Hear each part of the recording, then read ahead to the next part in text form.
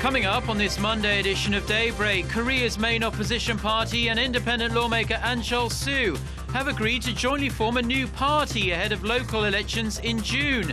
The new party will seek a transfer of power in the 2017 presidential election. Ukraine is mobilizing for war after Russian President Vladimir Putin declared he had the right to invade his neighbor. Washington has threatened to isolate Russia economically for what it has called an incredible act of aggression. Plus, meeting on the sidelines of a Red Cross meeting in China Monday, there is speculation government officials from North Korea and Japan will discuss the possible repatriation of Japanese nationals abducted by the North in the 1970s and 80s. Daybreak begins now.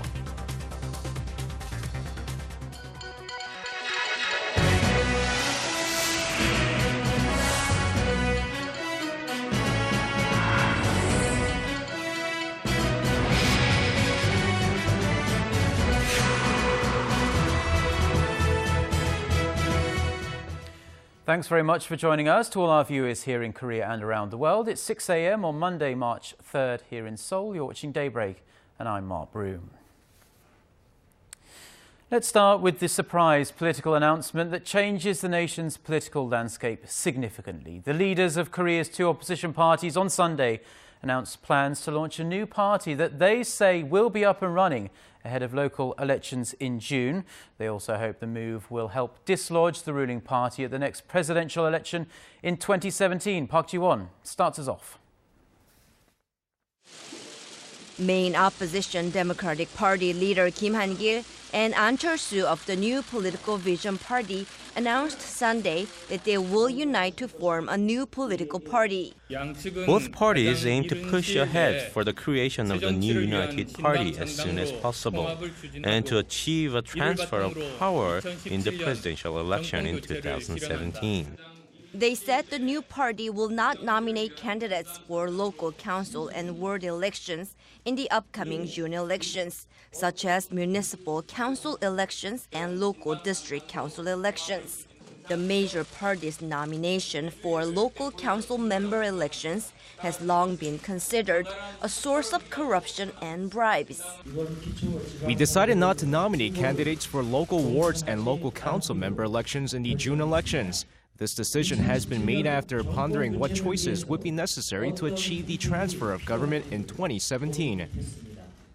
The new party will focus on the livelihoods of the people and on establishing a fairer economic system, along with a focus on launching further investigations into the spy agencies meddling in 2012 presidential election.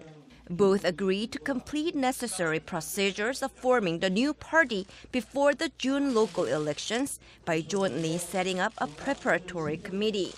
However, political insiders say they expect some friction during the merger process.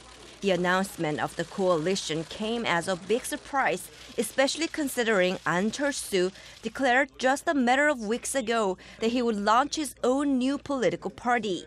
Han says he felt reassured about the merger plan when the DP decided to give up the controversial nomination system.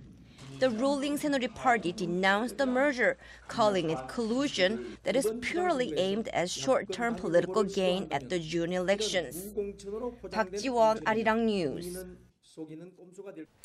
The ruling Saenuri Party will field 3 political heavyweights for the Seoul City mayoral race in the upcoming June local elections. Representative Jung Mong-joon, a former presidential candidate, officially declared his bid for the Seoul mayoral election on Sunday. The 7-time lawmaker, however, made it clear that he will not run for president in 2017 if he wins.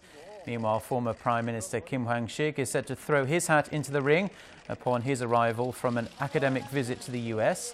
Former 2-term lawmaker Lee Hae-hoon already announced her bid last month. The winner out of the 3 candidates in the ruling party's primary will face incumbent Seoul Mayor Park Kwon-soon of the opposition Democratic Party. Japan is eyeing unofficial talks with North Korea when government officials from the two countries attend a meeting of their respective Red Cross societies in northeastern China later on this Monday. It's believed government officials from the two sides will discuss the possible repatriation of Japanese nationals abducted by the North. Connie Kim reports. Red Cross talks between North Korea and Japan will kick off Monday morning in the northeastern Chinese city of Shenyang. The talks, the first since November 2012, will focus on the repatriation of the remains of Japanese nationals who died in North Korea during World War II. The three-day talks will be led by Ri Ho-rim, Secretary General of the North's Red Cross Society, and Osamu Tasaka, Director General of the International Department at the Japanese Red Cross. However, with Keiichi Ono, Director of the Northeast Asia Division of the Japanese Foreign Ministry, and Ryu Sung-il, Chief of the Japanese Affairs Section at the North Korean Foreign Ministry, also attending the Red Cross meeting, there is speculation the two sides may talk about Pyongyang repatriating Japanese abductees still alive in the north. The Japanese government believes 17 nationals it believes were abducted by North Korea in the 1970s and 80s, but suspects Pyongyang may have kidnapped more Japanese nationals. 5 abductees were repatriated to Japan in 2002. Japan has been requesting North Korea reinvestigate where the abductees are, and North Korea is maintaining its stance of urging Tokyo to compensate for the suffering of the Korean people during Japan's colonization of the Korean peninsula. In what could be a first step toward resuming full-blown official talks between North Korea and Japan, eyes are focused on whether the Red Cross talks will lead to formal bilateral talks between the two governments. Back in 2012, the first government-level talks between the two countries were held in 4 years after similar Red Cross talks, but follow-up talks were scrapped after North Korea launched a long-range rocket. Connie Kim, Arirang News. Weeks have passed since Korea was first hit with a bird flu outbreak that has since led to the cullings of millions of ducks and chickens. The issue had dropped out of the headlines in recent days, but concerns are mounting that quarantine efforts have failed to completely eradicate the virus. Korea's Agriculture Ministry said Sunday that poultry are being culled at a farm owned by the National Institute of Animal Science in Korea's central South Chungcheongnam-do province after a duck was confirmed to have died from the H5N8 strain of the virus. This isn't the only case either. Reports of another outbreak in Korea's southwestern South Jeollanam-do province led to the culling of 70,000 birds. The total number of birds culled from this year's outbreak now stands at over 6.5 million. For the first time in 13 years, tens of thousands of doctors are set to go on a nationwide strike from next Monday in protest of the government's plan to introduce telemedicine and for-profit subsidiaries in hospitals. Expressing strong regret over the decision by the Korea Medical Association, Prime Minister Jung Hong-won ordered the Health Ministry to deal with those taking part in the strike using all legal means available. He also vowed to introduce an emergency medical system that includes emergency treatment centres and call centres for patients in the coming days.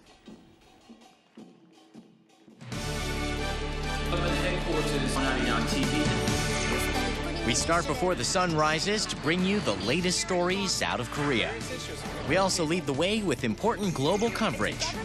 Stay on the pulse of what is happening with Daybreak.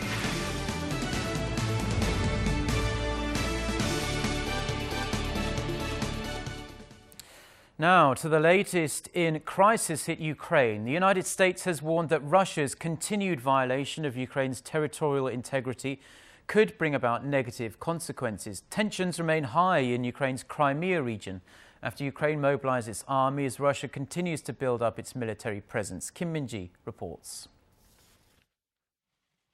The United States is stepping up pressure on Russia to pull its troops out of Ukraine. In a phone conversation over the weekend, U.S. President Barack Obama told his Russian counterpart Vladimir Putin that Moscow's continued violation of Ukraine's sovereignty and territorial integrity would negatively impact Russia's standing in the international community. Russian soldiers are said to be surrounding several army bases and administrative buildings in the Crimea region, as well as airports and telecommunications centers. U.S. Secretary of State John Kerry on Sunday denounced Russia for what he called an incredible act of aggression. Kerry warned Russia could be ejected from the group of 8 nations, adding the international community could isolate Russia. Russia's parliament has already given the green light to Putin to use military force to protect its citizens in Ukraine, defying calls from the international community not to intervene. Russia has also been staging military exercises involving 150,000 troops along its border with Ukraine. The new government in Kiev said it is on the brink of disaster and called for the mobilization of its troops in response, accusing Moscow of declaring war. Ukraine's security officials ordered all armed forces to be put on highest alert and reserves to be mobilized and trained. Amid the military buildup on both sides, thousands gathered in central Kiev to oppose Russia's military seizure of Crimea and possible intervention in Ukraine. Kim Min-ji, Arirang News. Now, on a much lighter note, the animated Disney film Frozen has exceeded the 10 million viewer mark in local theatres. The movie has been perched atop of the box office chart since its release in January and has become the most viewed animation ever in Korea. The soundtrack and related books of the film have also made the charts, driven by the popularity of the movie. The animated fairy tale musical is the story of a brave princess who goes on an adventure in search of her estranged sister, whose icy powers cast an eternal winter on the kingdom. Samsung Electronics recently launched the world's first curved ultra-high definition TVs right here in Korea. The Korean tech giant is betting big on this cutting-edge technology, as our Paulie reports.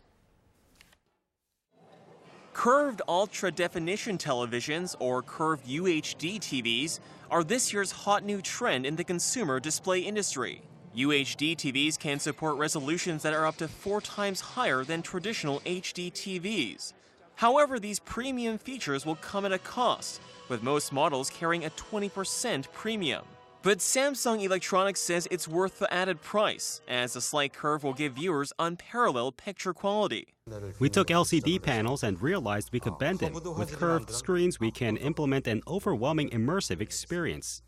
TV manufacturers are hoping that UHD will become the new standard for the industry. And in order to ensure the trend doesn't lose momentum, Samsung says it has signed a number of deals with Hollywood firms such as Fox and Paramount to pump out UHD content. Meanwhile, hometown rival LG Electronics is teaming up with local cable providers to supply dedicated UHD programming. We're increasingly moving towards UHD TV since it appears to be in the clear direction the market is moving in. In terms of content, it's much easier to make UHD content than it is for 3D TVs. Though these Korean tech giants currently have the lead in market share and technology, Chinese competitors are quickly closing the gap.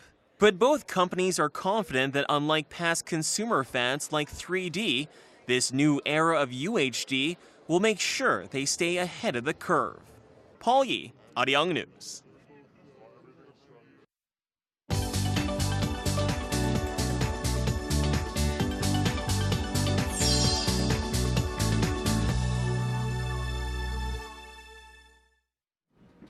Good day, I'm Eunice Kim, and here are your headlines from around the world. China is still in a state of shock after a group of attackers wielding knives launched an horrific attack at a railway station in the southwestern city of Kunming that left at least 29 people dead and 130 wounded. Makeshift vigils mark the spot where the attacks took place on Saturday, and Chinese authorities are pointing to a separatist group in the northwestern region of Xinjiang for what they are characterizing as coordinated terrorist attacks. China's Xinhua news agency reports police shot at least 4 suspects dead and captured 1. 5 others are still thought to be on the run. Meanwhile, China's Communist Party leadership will gather at the Great Hall of the People in Beijing on Monday to launch the annual session of the National Political Advisory Body. Xinhua reports that among the topics on the agenda will be deepening reform, economic protection, and cultural progress. Environmental issues such as lingering toxic smog will also be addressed as well.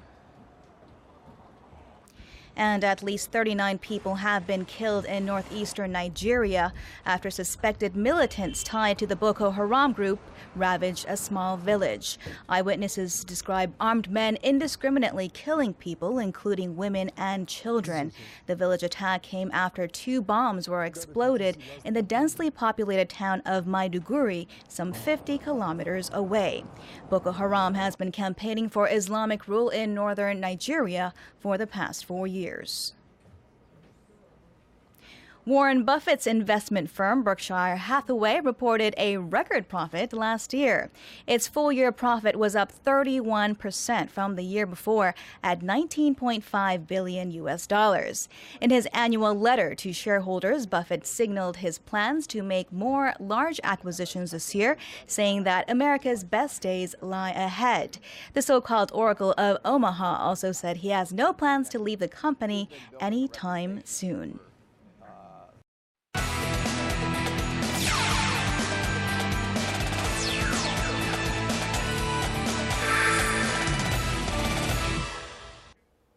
And a good Monday morning to you all as we kick things off in the LPGA as Park In-bi looked to bounce back in the final round of the HSBC Women's Championship on Sunday. With the world number 1 Park In-bi starting off the final round tied for 10th overall, she storms back in the final round shooting a 4-under on the day to finish tied for 4th overall at 7 under par. But the biggest climb up was fellow Korean Lee So-yeon, who started off tied for 17th before shooting a 6-under on the day to finish tied for 4th with Park In-bi.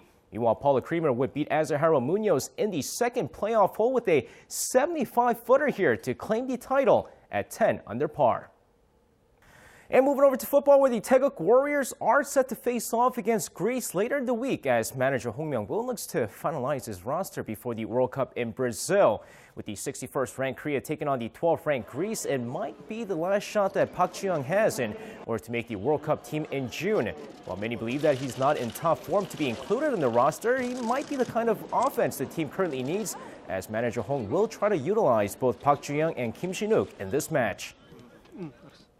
And shifted over to rhythmic gymnastics, where Son Yeon-jae finished off the Moscow Grand Prix with 3 bronze medals. While that might be a gold medal finish here, Son Yeon-jae still finished off with 3 medals for the first time in international competition as she scored 17.516 in hoop, 17.816 in clubs, and 17.766 in ribbon, claiming bronze in all 3 events.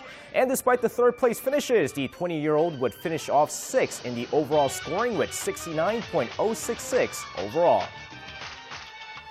Now, love him or hate him, but Allen Iverson was still one of the flashiest basketball players in the NBA as the Philadelphia 76ers retired his number over the weekend.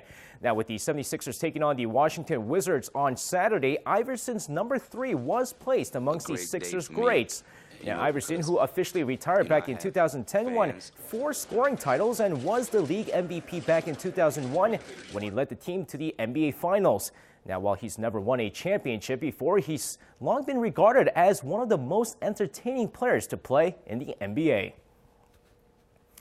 And now moving over to Sunday's KBL action as the KT Sonic Boom beat the Samsung Thunder 61-52 in a low-scoring game with the Ulsan Mobis Phoebus cruising past Wonjidong with Promi 79-63. Meanwhile, let's take a look at the LG Sakers take on the SK Knights. Now going into the game here, first quarter of the game, LG off to a great start, take a 20-13 lead after the first quarter before heading into halftime with a comfortable 47-36 lead.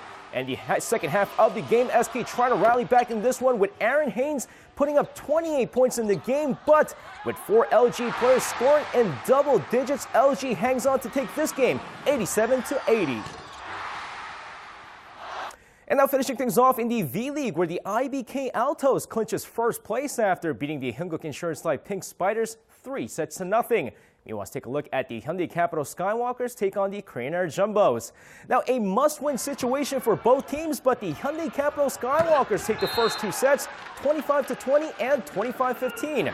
With the Korean Air Jumbos forcing a 4th set with a 25-18 set win, Liberman Algamez kicks it up a notch, putting up 30 points on the day as the Skywalkers take this match 3-1. And that's going to wrap it up for me. This has been SJ. Have a great rest of the day and see you guys again for your sports needs.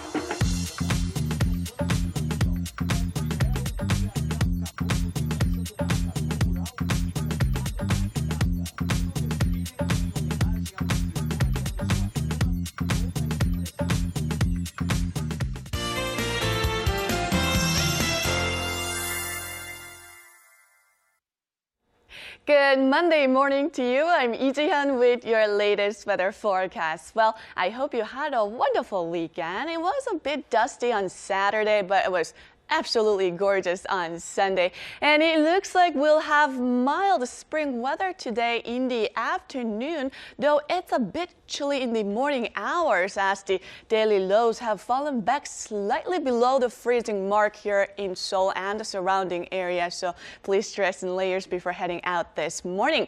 But thankfully, we won't need to worry about wearing a dust mask today because the entire country will have moderate to good quality of air throughout the day. In fact, this week is forecasted to be smog-free week, which is really good news for most of us, huh? Well, also we'll see a good deal of sunshine. Some regions in down southern provinces might see a few patches of clouds in the early hours, but as the day goes on, these clouds will give way to sun, and there will be nothing but sunshine throughout the day across the nation. So let's make the best of pleasant weather conditions today. Now, as we head into the afternoon, or the midweek that is, sudden cold snap will strike to the country, dropping the top temperatures to just above 5 degrees Celsius here in the capital. Well, that's due to showers in parts of southern provinces tomorrow afternoon, but this cold snap will be just a brief one, and by the end of the week, temperatures will jump back up to double digits, creating mild and sunny spring weather. With that in mind, let's take a closer look at the readings for today. The morning low in Seoul starts out at -1, and afternoon highs will rise to 11. And Gwangju will get up to 14, while Daegu and Busan should top out at 12 under lots of sunshine.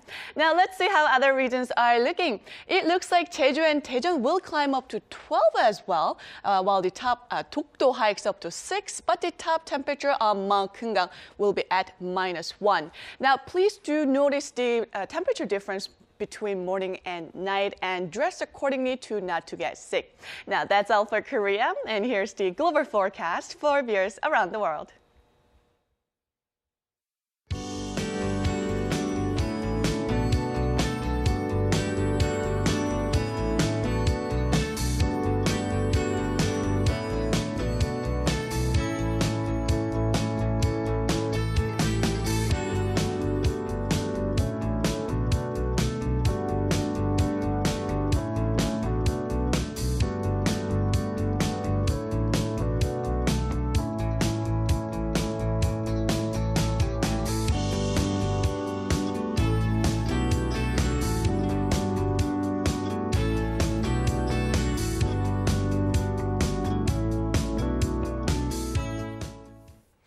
And those are the stories we have for you at this hour. Thank you for watching.